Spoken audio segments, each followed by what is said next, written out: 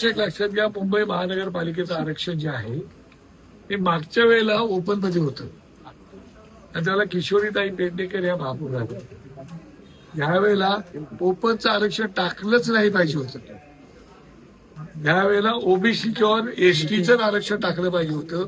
तुम्ही जो नियम दाखवताय आम्हाला की 3 ओबीसीचे पाहिजे होते म्हणून, तो जर नियम तुमचा दाखवता असेल तर तुम्ही एसटीचे पाहिजे म्हणून एसटीचे 3चा नियम तुम्ही दाखवता, तर मुळात आरक्षण तुम्ही 2चं टाकलं.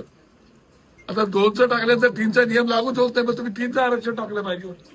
आणि मागच्या वेळेला जर ओपनचं होतं तर ह्या वेळेला चक्राकार पद्धतीने तुम्हाला ओबीसीचं आणि एसटीचं आरक्षण टाकलं पाहिजे होतं.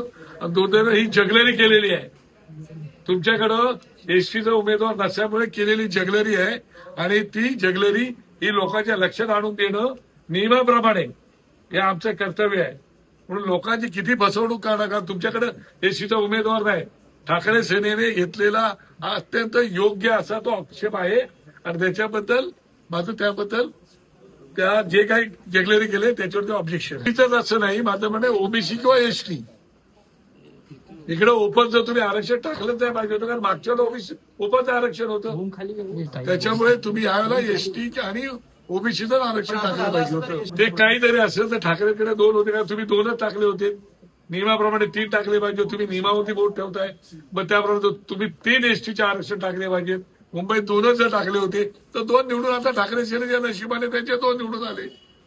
तर तुम्ही एसटीचं आरक्षण टाकलं पाहिजे होतं, ओबीसी टाकलं पाहिजे होतं. ओपनचं रोटेशन चक्राकार पद्धत टाकण्याची आवश्यकताच नव्हती. आरक्षण पद्धत टाकताना सगळ्यात चिठ्ठ्या टाकण्याची आवश्यकता होती, ती टाकलेली नाही. तुमच्या सोयीनुसार जर तुम्ही ते करणार असाल तर योग्य नाही, पण आता तुम्ही नियम पाळतच नाही.